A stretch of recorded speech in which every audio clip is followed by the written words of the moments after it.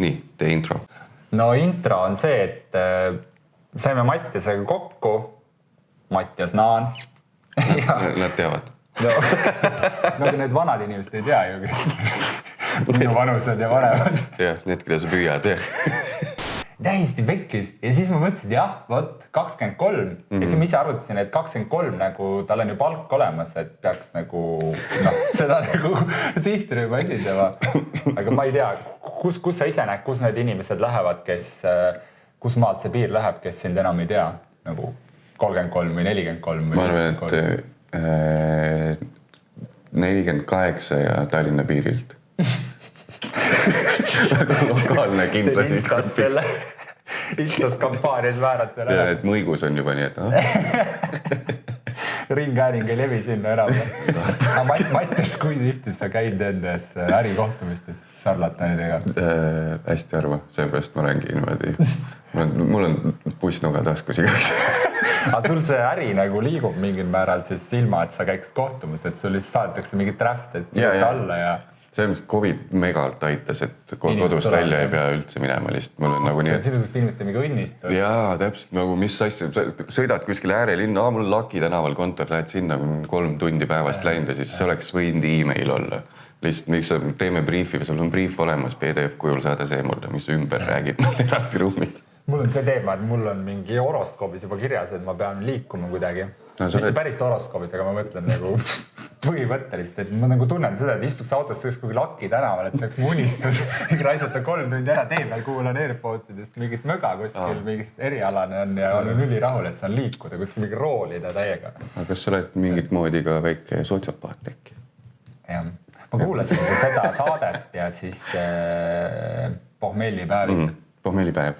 Jah, seda ma mõtlesin mitu korda. Sa mõtlesid töösel selle peale tulnud? Ma mõtlesin eellooks lihtsalt, et ma sain Kristjanilt sõnumi, et teeme miljonärisust, saame kokku räägima. Siis ma hakkasin arvutama oma peas, kuidas kuraatsega saab olla võimalik.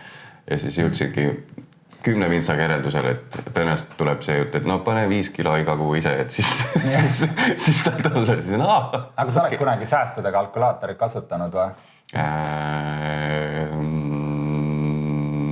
Ei ole. Aga sa mõistad seda, et kas sa seda protsenti nagu mingil määral tajud või?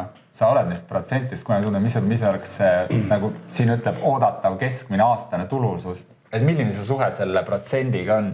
Kas see on aasta peale keskmine? See on iga aasta peale keskmine. Iga kuiselt on mingi, või kogu aeg on mingi protsent käib. See protsent on aastane. Kui ma siin vaatan selle küsimärgi peale, siin võiks öelda ka aasta või midagi, vaatame korra.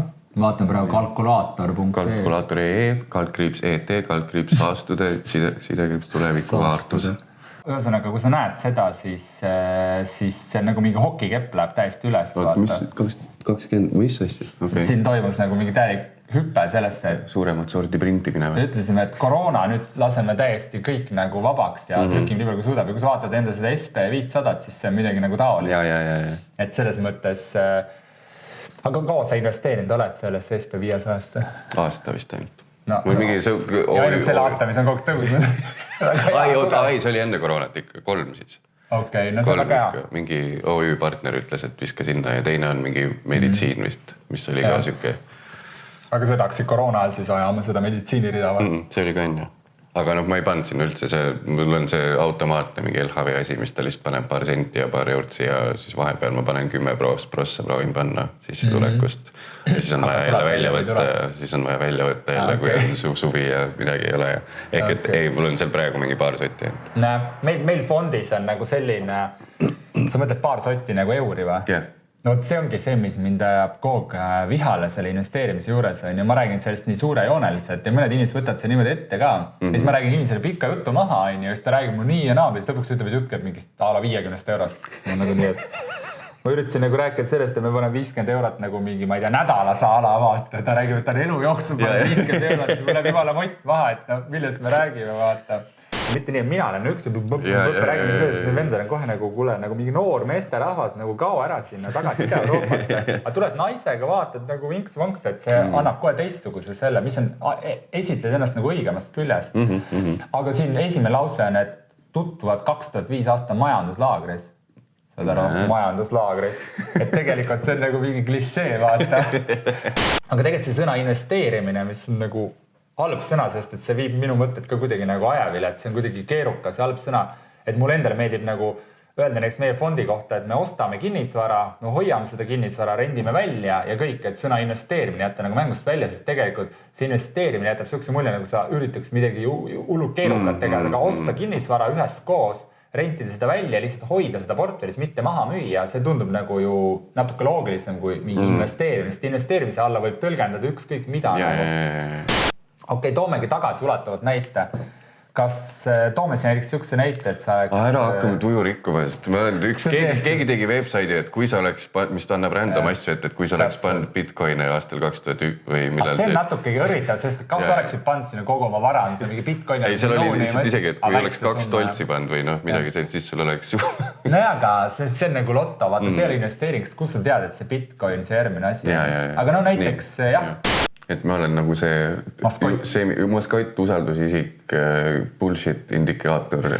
Sa oled see vend, kes on nagu tüüpiline fondiinvestor, et pisut majandust kauge, oma erialal väga pädev, aga raha asjadega pigem see, et nagu SP500, mul vist on see, aga ma ei tea, mis see on. No, et umbes see vend ja see on nagu väga hea vend, et see küsib, et kuule, aga näita neid kinnisvarasid, mida te praegu omate või nagu, et see peab hästi nagu selgelt ja konkreetselt nagu saama arusaadavaks, et siis samamoodi saavad ka teised nagu partnerid aru, kui me saaks niimoodi, et sa oled finantsiliselt põhimõtteliselt imbetsil, on ju, nagu me telefonist korra arutasime. See ei ole tema öeldud lause, see mul Instagramis ka, pro financial idiot. Imbetsil ma küll ei ütleks, aga no idiot. Idiot.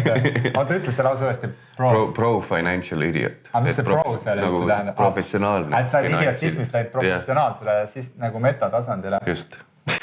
Okei. No ja, aga see on väga hea. Ja küsimus on selles, et kui me suudaks sinust teha rahaliselt hästi toimiva üksuse, sellise, et sul oleks see net worth. Bar on nii madal. Bar on nii madal, et isegi kui me tonni saame see net worth, see on juba hea. Näiteks kui sul mingid sõbrad, kes, ma ei tea, näiteks krüptost investeerivad, Mattias, pane kogu raha, praegu on hea aeg, siis need vanad mehed nagu tema, kes on käinud mingi elu jooksul 10 korda nagu üles-alla, nemad ütlevad, kuule, et praegu nagu relax ja selles mõttes võta nagu vabalt ja ostame siis, kui midagi osta on, et ma üritangi õppida nagu vanadelt miljonäridelt, sest investeerimine on selline asi, kus tasub õppida vanadelt, mitte noortelt, mingi krüptovendad, kes on eile 3 aastat tagasi selle rikkaks saanud sellega, kes teavad, mis see nagu rikastumise valem on pikas ajas, nad ei tea midagi tegelikult. Siis ma võtan TikTokis likeid ära nende Crypto King kontodelt, ma olen pannud igaks üks, panen favorites, äkki tõesti peaks panema siia cat piss, dog coin või mingi. Aga tegelikult on see surve nagu ju selline, nagu meelitab praegu, et tahaks ju ka ratsa rikkaks saada. Ei, ta on lihtsalt hästi palju tuleb mulle ette nüüd tänu sellele, et ma olen paar like'i pannud kuskile kohe algoritm muudab ümber ja siis on hästi palju neid tüüpe, kes näitavad enda 6 aja tagust videot. Ma ju ütlesin, et soovitasin seda panna. See toimub viimased 3 aastat, ma võin ise ka teha, kõik muutub kullaks, mida sa puutud. Aga kas seal on pigem, kui võtta üks ekstreem, mis on ekstreem? Äärepunkt on näiteks ühetoaline korteri TalTechi kõrval või siis mingisugune 2000 ruudune angaar, siis kus need umbes sinu mõtted on, mis need nagu varad võiks umbes olla seal keskel või pigem ärirendid või? Seal on, meie lähtume nii, et kui sa ütlesid sõna äri, siis minu nägemus on, et esiteks ta peaks olema mitmefunktsionaalne, ta võiks olla elukondlik ka vähemalt ühes pointis, sest et elukondlik on selline, mis annab selle, mida inimesel on ikkagi nagu eluks vaja, äri on siuke nagu, aga fondidele meeldib teha neid ärineid, need on hea lihtne teha, teed suure äri mingi hoone, võtad käibemaksu maha sealt 20%, siis hakkad muud kui mingite suure ankurrentnike seal võtma. Ja see tundub nagu jube siuke mõnus business, aga mina olen äri suhtest kuidagi nagu kartlik sellepärast, et et seda nii palju viimasel ajal tehtud ja ja praegu selle Covidiga minu arust on see, et mina näen enda tuttavatel, kõik taandub ikkagi rohujuure tasandil, ega see ei ole mingisugune, ega raha ei tule kuskil puu otsast, raha tuleb ikkagi sellest, et meie tuttavad käivad kontoris, nad käivad seal tööl, nende ülemus maksab seda renti ja siis saab neid maju teha, muidu ei ole mõtet kellegi teha, et see taandub rohujuure tasandile. Ja mina vaatan seda, et inimesed tahavad täna pigem Harjumaal elada mingis suuremas majas, kus neil üks lisatuba või suuremas kodus või maja osas või korteris, kus on üks lisatuba, nad istuvad seal, nagu sina ütlesid, räägib sul selle Zoomi videoga ja nüüd ta ei lähe sinna ja tema tööandja vahetab selle kontori mingi väiksema vastu ja see tendents on nagu olnud suur. Ja nüüd teha neid uusi ärijooneid, kõik on nagu A-klassi büroohooned, mingi mega, kõik on coolid, on ju. Ma mõtlen, kes ei jaksa neid kinni maksta, aga inimesel on see, et inimese nälg selle jaoks, et olla mõnest kenast kohas, nagu me siin praegu oleme, et see nälg on nagu alati, et sa tahad sellest maksta renti ja kui siin pinnal saab teha ka äri või siis vastupidi, et see on äripinn, mida saab vaja siin ümber kohaldada eluks, kui seal, et ma olen pooldanud jah sellist maju näiteks, kus saab mõlemat teha vastavalt turu olukorra, et see annab nagu rohkem variatsiooni. Aga nüüd, mis puutub sinu seda küsimust, et angaar või see korter TalTechis, see korter TalTechis oli nagu väga siuke hea näide, et ma tahaks hoida sellistest klišee asjadest, vaid mõelda rohkem oma pead ja leida mingeid tulusamaid alternatiive, mis on selles mõttes võib-olla turg ei ole neid avastanud veel või see on natuke keerukam või kuidagi teistmoodi. Et see korter TalTechis on nagu klišee, mingi väike stuudiokorter, 37 ruutu, 1 või 2 tuba või 1 tuba siis 20 ruutu, 2 tuba 37 ruutu, panete sinna TalTechi kõrvale ja nüüd loodad sealt mingi raha saada, aga ma ei tea, seda tehakse nii palju, aga osalt võib-olla see ei ole kõige halvem näide, sest see ring seal TalTechi ümber on piiratud ja ega sinna nagu juurde ka otseselt neid nagu nii palju ei saa teha, et kui sul seal on, et eks ta on nagu enam-vähem, aga siin ei ole nagu ühest vastust, kõik sõltub nagu täpselt objektist, aga ütleme, mis puudub nüüd mingisse täielikku angaari, siis tal peaks olema selline likviidsus, et ta väärtuskogu tõuseb, et ta renditulu kogu aeg nagu käib, aga selle angaari puhul, kas sa saad teda üles hinnata, kui sellise angaare on teisigi, teistes kohtades asukohti on oluline, et meie Vahus tahame sellist monopoolset kinnisvara, mis oleks selline asi, mida sa ei saa nagu asendada, et kui ma ütlen, Mattias, tule vaata seda kinnisvara, saad seal, siis mõtled, kuule ma oleks endalgi seda vaja või ma tean, kedagi oleks vaja, et see on kohe siuke asi, et sellest ma maksaks. Kuidas sa Kleeni lossi said? Ma ei tea, kas ma pole Kleeni lossi süvenenud, kas see on hea mõte või mitte, aga Kleeni loss võib-olla halb mõte, et ta on nii suur ja spetsiifiline, et ta läheb siin angaari alla. Mingisugune angaar, mida nagu väga spetsiifiline, et see on siuke riskantne mõnes mõttes.